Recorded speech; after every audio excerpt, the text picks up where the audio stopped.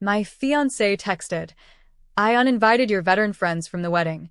They make people uncomfortable with their injuries." I'd served with these men for 5 years. I replied, "Understood." Then I canceled the wedding, threw a party for my brothers instead, and posted every photo. When she saw the event she'd been excluded from, I'm 31, male, former Army infantry, 3 deployments, a scar on my left forearm, and until about 4 months ago, I was 6 weeks from getting married. I work in logistics now, own a small house in rural Tennessee, and I need to tell you exactly how this whole thing collapsed, because I'm still processing it, and apparently strangers on the internet are the best therapists money doesn't have to spend. My fiancée and I had been together for 3 years. She was sharp, driven, the kind of woman who had a Pinterest board for every room in a house she didn't own yet. She came from a family with money, not obscene money, but the kind where nobody checks price tags at restaurants and everybody has a strong opinion about appearances. I liked her ambition. I respected her confidence. I told myself the image thing was just how her family operated and that she was different underneath it. I should have paid more attention to that word. Image. We got engaged in November. Nothing flashy. I cooked dinner, got down on one knee in the kitchen. She cried. Real tears, I thought. I believed every single one of them. Wedding planning started basically immediately.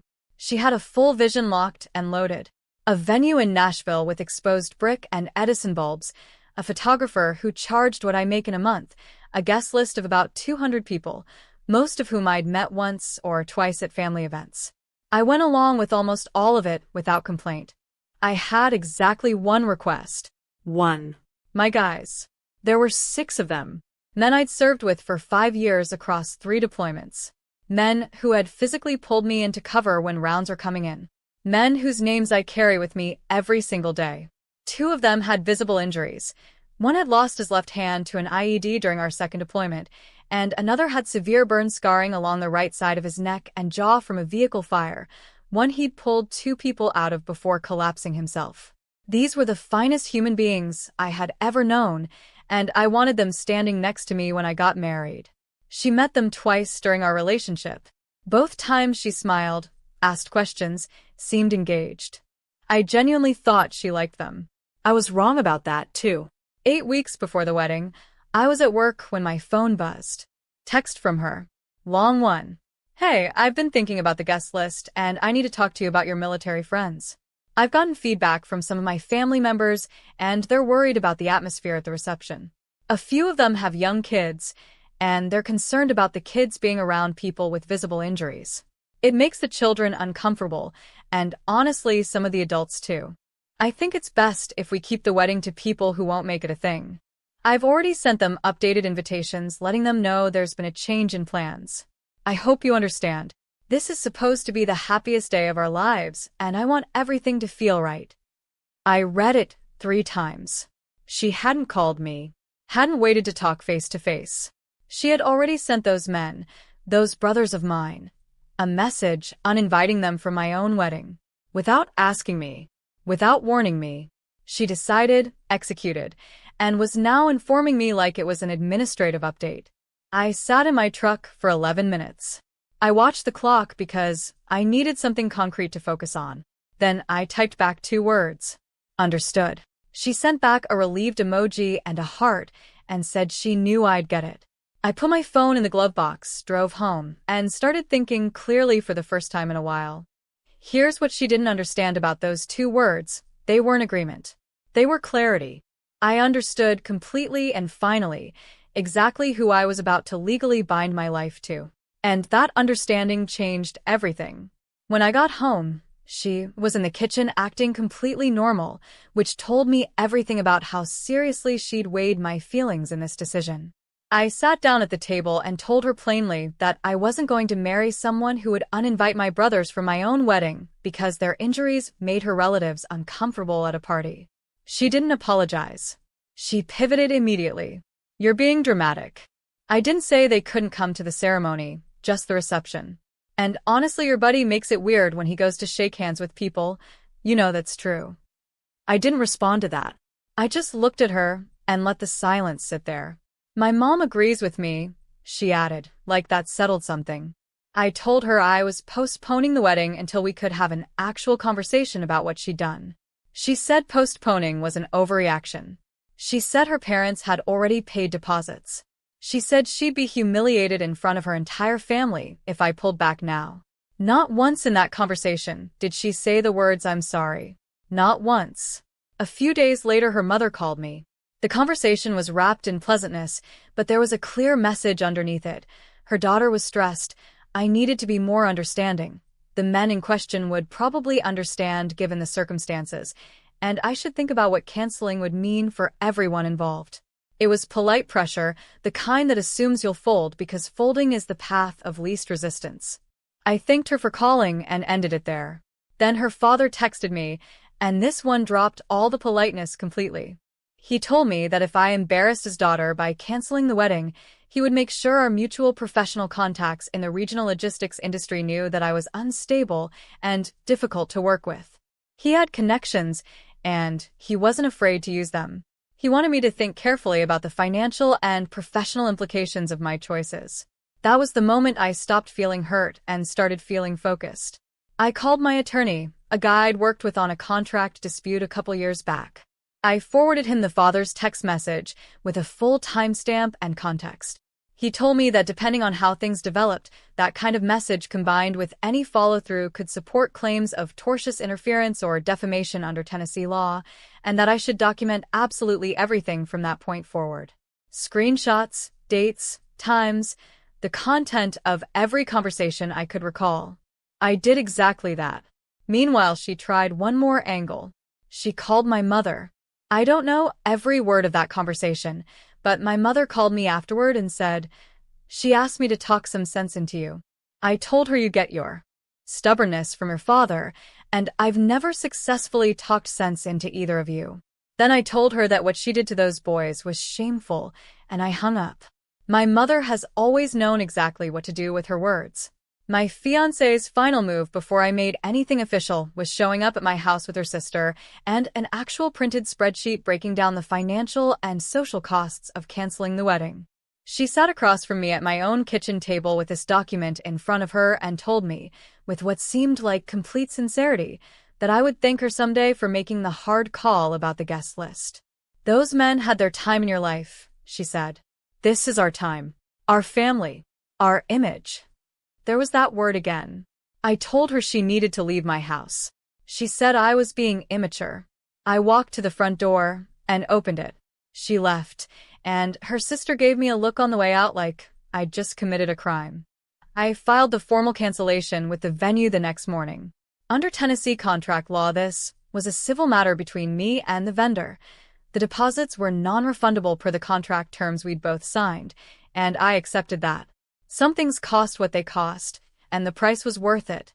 I sent a short, factual message to both families and to her directly, stating that the wedding was canceled, and I wished everyone well. No elaboration. No drama. Just the facts. Then I got to work on something that actually mattered. I called all 6 of my guys. Told them the wedding was off. Told them why in completely plain language, and told them I wanted to throw a proper party just for us and the people who actually mattered out at my property. Bonfire, a rented tent, a barbecue caterer I'd used before, a keg from a craft brewery one of the guys had introduced me to years ago. No dress code. No guest list politics. No spreadsheets. Every single one of them said yes before I even finished the sentence. I also invited my mother, 2 cousins, a few neighbors who'd become real friends over the years, and some people from work who knew these guys personally. About 30 people total. Nothing elaborate. Just honest. The event went up on Facebook. Public. I didn't think twice about it. The photos went up in real time as the night happened. My buddy with one hand holding a beer, laughing harder than I'd seen him laugh in a long time. The one with the burns on his neck standing with his arm around me, both of us grinning next to the fire. 6 men who had seen things most people will never see, standing in a field in Tennessee, genuinely happy, completely present. I captioned the main photo, threw a little get-together for the people I actually wanted at my wedding. Best night I've had in years. I didn't tag her. Didn't need to. Her sister screenshot it within the hour and sent it to her. She called me shortly after.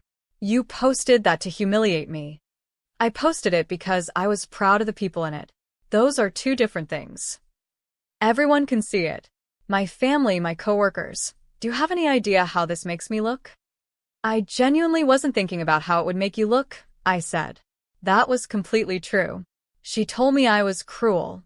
Told me she'd made one small decision about a guest list, and I destroyed everything over it. She used the word overreacted 3 separate times in about 4 minutes. I let her finish. Then I said, you sent those men a letter telling them their injuries made people uncomfortable.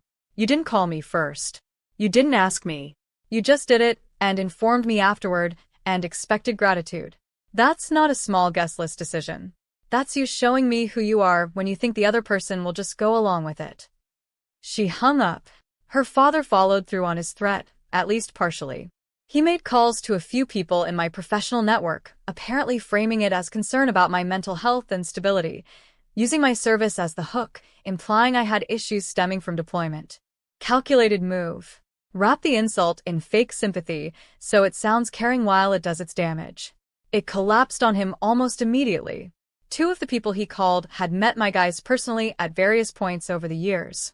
One of them was a logistics manager in the region who had specifically sought out veterans as hires because of their track record for reliability and accountability. When that manager understood what was actually being implied in the father's call, he phoned me directly to give me a heads up, and from what I understand, he then had a fairly direct conversation with the father about what it looks like to defame a veteran and what that could mean legally. My attorney sent a formal cease and desist letter to the father within the week. The letter referenced the original threatening text message, the subsequent calls to my professional contacts, and outlined potential exposure under Tennessee defamation and tortious interference law. It was specific and it was serious, and it made clear that any further contact of that nature would have documented consequences. The call stopped. Her father, who had told me I should think very carefully about financial implications, was now doing the careful thinking himself. She made one final attempt about 2 weeks after the cease and desist.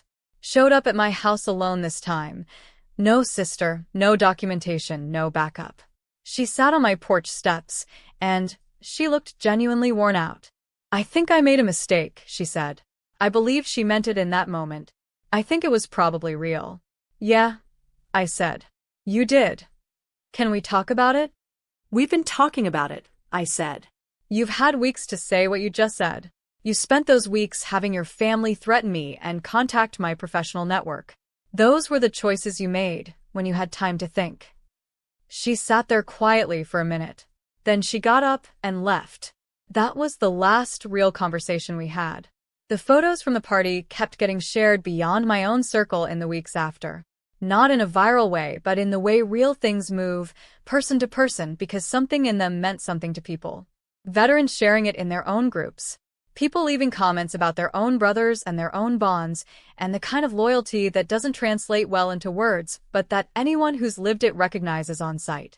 Her family's standing in their own social and professional circles took a quiet hit. Word travels in small communities. The father's attempt to use his connections against me had the opposite effect. The people who heard about it walked away with a clear picture of what had happened and who had done what. She moved back to her parents' house.